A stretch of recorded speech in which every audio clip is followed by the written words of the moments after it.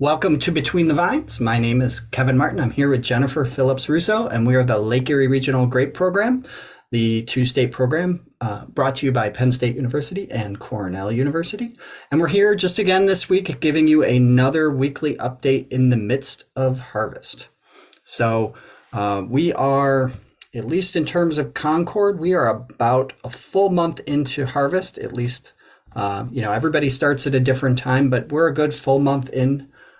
And 2 to 3 weeks in, depending on who your processor is, but certainly everybody's going pretty much full rate right now. And it's been an interesting year. So we're going to talk a little bit about how it's gone so far and what's up next from what we're seeing across the region. Yeah, hi everybody.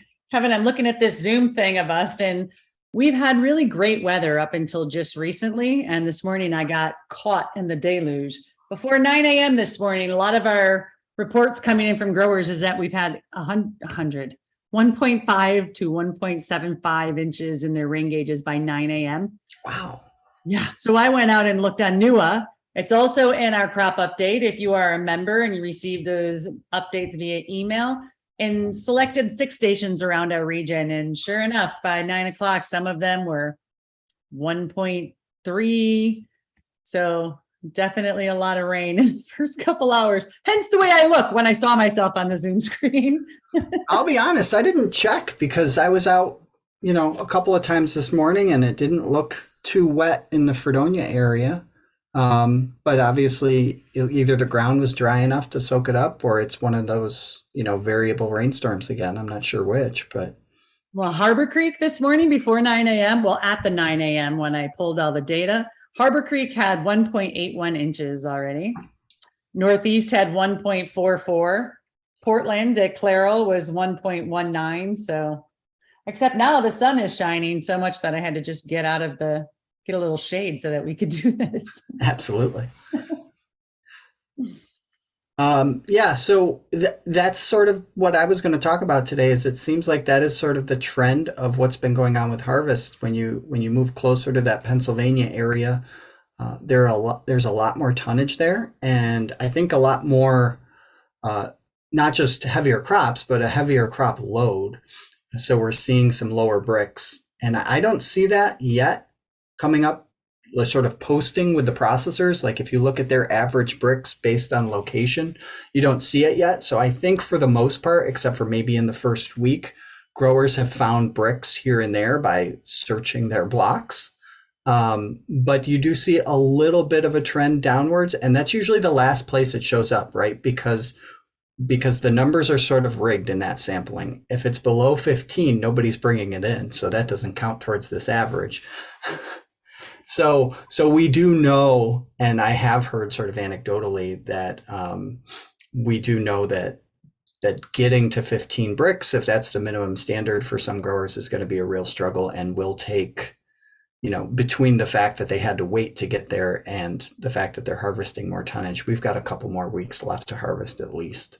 Especially in the west of the belt. So in personal conversations, talking with processors, the further east you go in the belt, the higher the sugars were. And just looking at what happened last year, we could kind of anticipate that happening this year, right? We had really heavy loads, really heavy yields last year. The eastern side of the belt and the western side got frost and freeze events. So they were a little bit lighter, even though lighter came in at 6 to 7 tons an acre. Right. This year, they're just much heavier than we are. I have heard some also reports that in some of the areas, a lot of vines just haven't recovered the way that they wanted to with that heavy tonnage and all of the rain we had last year. So that combination of wet feet on the grapevines and then the heavy tonnage, some just are not recovering or bouncing back the way we want them to. Well, and I don't mean to speak for you, but I think if you go back to like Bob Poole, he would say a Revaz index of something like 12 would be what you'd be looking for. Maybe he would even say lower. And Terry, has always been like, let's go for broke, maybe 14 or 15. And now I think last year he said maybe even 16 or 17. And, growers were more like, in some of the eastern parts of the belt, it was more like 50 or 60. It was crazy. Right. I didn't believe the numbers either. So I think when you saw those really high areas, of crop load is where we're really seeing some sort of devastating results. And I wouldn't even say vine size, right? Because it's severe enough that they're probably going to be doing trunk renewals in. Exactly. So like vine health, not so much vine size. Like vine size went to zero. I've even had reports from processors saying that some of the vines of their growers aren't even coming back. They're not even pushing upshoot, from the ground. Oh my gosh, I just blanked on that. I was like, holy cow. So there was that. Yes, sugars are fantastic this year. Fantastic this year in most parts. Of course, the ones that are a little smaller yield than some of the in the West. But then there's also a lot of great berry moth damage I'm hearing. Great berry moth damage. And another processor told me that this is the worst year for deer damage. I was like, I hadn't heard that one yet, but I've heard that too. And I've seen that. I don't know how that would be variable, and I've never known it to be variable, but deer, raccoon, you can really identify, because sometimes with deer, it's like, oh, come on, that's berry moth. If you don't really get out and scout, it's just like, oh, those last 5 rows didn't have any grapes on it. That was probably berry moth or something. Right. But with raccoons, they don't eat the skin, so you can see, who stole the grapes. You can drive by and tell. But yeah, that's a very strange one. I don't think it's a significant part of what's going on in the industry by any stretch. It's just more interesting than anything else. Right. Maybe if you're a small grower with like 10 acres, I know I've seen some 10-acre blocks that have, forest on 4 sides. So if you cannot keep a crop on the outside 12 rows, then you may just have no crop. That small square in the middle. Right, the little tiny square in the middle is all you've got. But other than that, I mean, it's more of an interesting headache. I think I don't know how you would manage that, I guess. But if you come up with something, please share it with us. Yeah, deer fence all the way around those 100 acres. Right. When you get towards the east, like you said, bricks have been high, yields have been really low, in the area of like 2 to 6 for most growers is what I've seen. 7 is around, 8 is around, but it's certainly not most growers' averages. And they're just about wrapping up, done with Concord harvest. It should be this week for a lot of those growers, which I think is going to, you get over to the west, and there's going to be a hustle just in terms of trying to keep those plants at capacity. So harvesting faster, which if yields are high enough, that helps. It's just a trucking problem at that point for some of these growers, because we do have a lot of grape harvesters out there. Right. So I also have had some calls from some growers inquiring about dehydration, asking, is it possible that we have, and yes, I do think it is possible that some vineyards around here, especially maybe on gravel soil, and who may have had their vines balanced and had those high sugars in the beginning of September, are definitely experiencing a little bit of dehydration. We didn't have the rain. This was sort of confirmed by one of our processors saying that it is quite possible, because they had a slight bump in soluble sugars in the last couple of weeks, but rain definitely had enough of it. We already spoke about that this morning. The rain is back. But Dr. Terry Bates has had some research, and you can also find this on the LERGP website under cultural practices. It's in our my crop update this week. He has a graph of the fresh berry curve, and noting that 110 days after bloom is when you are at 100% of the fresh berry weight. And then it even starts to decline shortly after that, because they do eventually dehydrate if they're not harvested. So currently at Clairol, if you're going just off of our phenology dates that we track historically, we are at 127 days after bloom. So that's 17 days after the full 100% full berry weight. So yes, there is a possibility that there are vineyards out there that are in dehydration right now. But if your vines are healthy and you got your schedules, I think that you should be okay. I know I've heard that people are losing tonnage. It's a natural progression of the vine. The other thing to keep in mind, and I'm not saying that people aren't experiencing dehydration, because for some Concord vines, this is the end of the season, right? They've gone all the way through maturity. They reached 18 bricks and they kept on going. And But there, there were two other things that happened this year that I would just watch out for. So if at 30 days, if you took berry weights at 30 days and you looked and you see and you can measure dehydration, then you of course know it's dehydration. But we did have a number of newest stations that reached 1,620 growing degree days before August 5th. So they have constant berry mouth pressure, which could start to look like dehydration if the only way you are scouting is by looking in a bin. You start to see secondary rots come in and decomposing berries. They're going to be drier. Right. The other thing is I have heard reports that pretty early in the season, and maybe there's more of it now, there was some splitting sort of related to just really small berries at 30 days. And then all of a sudden we got inundated with rainfall. So those berries swelled up and they split sort of before you would expect them to. So those are all things that could theoretically be happening. Absolutely. The more you can do that first week in terms of harvesting, the better a lot of times, because they don't always hold on till November 5th. And this is my pitch for our viticulture planning calendar. If you are a member, to record when your bloom is, be out there and start looking. Don't go off of what we always say. You should actually be looking in your own vineyards and noting that. And I know sometimes you're spread out all over the place, but that's really important when you're going to make your crop estimation. Some of them have probably done it a couple days early or maybe a couple days late. And did you actually adjust accordingly on the table that's provided in our crop estimation resource? Just all these things to remember when it comes to those times, and use that calendar to mark down your information from year to year. Oh, yeah. Wait, Kevin, don't say anything. Yeah. No. Here's a pitch. Here's a pitch for our calendar this year. We are looking for sort of vintage photos to add from our grower population of remember when, or look at the first harvester that we used and this is where we came. So we're looking for your input to spice up the calendar photos this year. So please submit them via email to Kate Robinson at the office or Kevin or myself, and we'll make sure they get to her. Yeah, absolutely. That would be great if you guys could come up with some of that stuff. I know.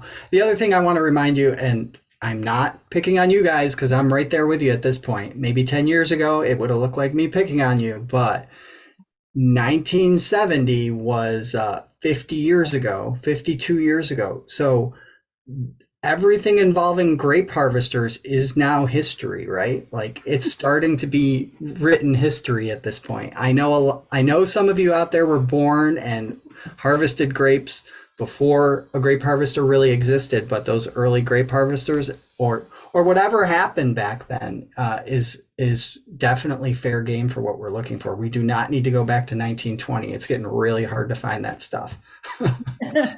But if you have it, please share it. Absolutely. So I do have a little bit of bad news. I don't know if you want to move on from our harvest update. Is there anything else you wanted to add to that? No, I think that's all we have. A couple more weeks. Good luck to the people who are going to take another full 2+ weeks to finish up. Happy trails for those that get to finish early, unfortunately, sort of. But yeah, that's about it. So I just wanted to state that unfortunately we have another spotted lanternfly sort of bookending our region. There's been one that has been reported in Wattsburg, PA. So that's in Erie County, Pennsylvania. So we have one out to the west. We have another one in Erie County, New York, in Buffalo. So that's going to make it increasingly important to actually keep your eyes open. You'll be able to see the adults. They're still out there right now laying eggs. Eggs are harder to find because they look like splotched mud, and there's a lot of rain out there right now. But please be out there and start scouting for it. So if we can, backing it up a little bit, if you find one when you're scouting, you need to report it. I think I've heard from people that they think, well, it's already in PA, so you don't need to report it. You still need to report it to PDA or on iNaturalist.org, places where we can have it recorded, because it's really not in our side of Pennsylvania. So we want to track that and be aware when it gets closer and closer. And in New York State, We just put together a public service announcement that's being sent out via social media. I have it in the crop update. It is a YouTube video also, if you want to, that's the link that's in the crop update, that we want to get out to local community members as well. And that's in identifying and learning a little bit about the bug and then reporting to reportslf.com.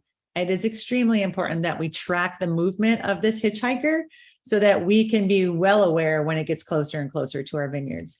So please click that link, watch the video, send it out on all of your social media, have your children send it out on their social media so that we can be on top of that.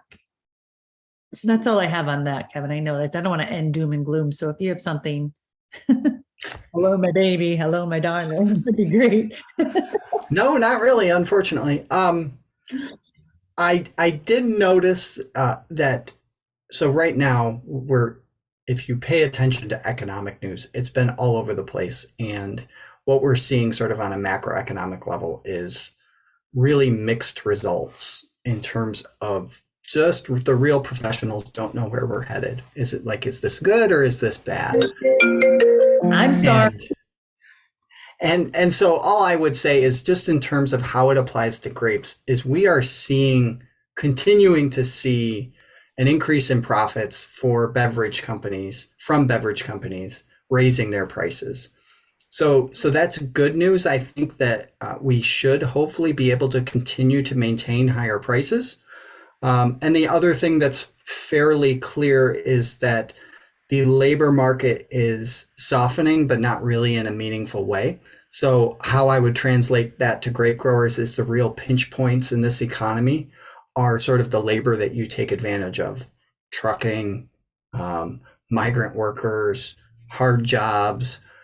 So I would continue to expect to see increases in the price of labor, even though we've already seen a lot of them, and even though we are starting to see some softening. So there was a bit of spread of labor demand, just in terms of, for a moment there, it went from these sort of core pinch points in the economy where it was hard to find certain people in certain industries to pretty much everybody. There wasn't anybody available anywhere to do anything. And there are some signs that we're transitioning away from that level of labor demand, but it doesn't appear yet to be clear that sort of those pinch points, that pressure has really been alleviated in a meaningful way. So for grape growers, I would continue to expect higher labor prices. But as long as we can maintain commodity prices, then that should balance itself out if you manage your labor correctly. But what you'll see, and what we've seen in other industries, if you don't and you lose that labor, we all know it's more expensive to get labor than it is to keep it. And right now, that's what's really difficult. So that's the tricky part. So this might be putting you on the spot, but what would you call balancing out? Are you implying to pay more? How do you anticipate keeping that labor? No, I don't. I mean, I think money is a partial solution that needs to be there, but I think it's also very clear that what we are up against are trying to provide incentives and motivation for people who don't necessarily want to work in a traditional way to continue to work. And that may sound kind of like, yeah, whatever, like New York City, Wall Street office jobs, they need to do their work from home, have a free gym membership. But no, I think we really need to capitalize on what one of our important resources was and are things like second jobs or retirees. And we know, and we have had some flexibility for them, but that flexibility may need to grow. And I think what growers really need to be prepared for is that growth. So they're familiar with it, right? They know, like, if you want to hire somebody with a second job, you've got to work around that first job. If you want to hire a retiree, they're not going to work 90 hours a week. They're a retiree. So it may take more bodies to do the same kind of job. And so that might be where that flexibility comes in. Money can help, but yeah, money for a retiree, that's sort of a mixed bag. Like, you better hope groceries get really expensive, right? Because that might motivate them to work. But in a traditional sense, they've tried to take care of their finances. So so money for them is not going to be a primary motivating factor. And we're seeing that sort of all over the economy is if you already have the money you need to have food, clothing, and shelter, sometimes if the whatever the sacrifice you have to make to go beyond to the next level, money may not always be that solution. So maybe more bodies, working conditions can help. And that's something that growers can work on and have worked on. They've done it more in other parts of agriculture than they have in grapes, I would say. But that is an element of what can be done. That can be expensive. So I think you sort of have to weigh how much of that you can do versus keeping or finding new labor. But, on a case by case basis, there's certainly stuff that can be done. All right, thanks. Yep. Yeah, I mean, that's all I have. That's sort of rosy news. I would say that's about as rosy as I get is, we're going to have challenges with some costs on the cost side of things as this economy sort of does a different thing than it's done in the last 40 years. But as long as we're on the high end of what's driving these price increases, I mean, this inflation has really come from commodities and food has been included in it. It's not like 1970, 1980, where it was energy based. Not to say that energy isn't part of the equation, but food was a big part of how this got started. So as long as we are sort of leading the charge in terms of the cause of what's driving inflation, we're going to be, I think, in okay shape. Well, that was rosy, Kevin. Yeah. Well, thank you. Yep. That's all I have today. I mean, there's a couple more articles in my crop update, but I mean, feel free to read them. I always try to put something in there on the efficient vineyard and ways you can use that technology in your operations. So, and then there's another one in there about the New York Wine and Grape Foundation is putting out about their sustainable wine growing program. So there's an article simply copied and pasted from the New York Wine and Grape publication that's in our crop update as well. If you are interested in being part of that program, that information's there for you. So. All right. With that, I just want to thank you all for being here. As long as Jen doesn't have anything else, I certainly don't. But I do look forward to seeing you all next week. And again, please feel free to contact us. We're going to experiment with some ways to make that a little bit easier. Ask us some questions. Tell us what you want to hear about. And we'll see you next week. Have a great week, everyone.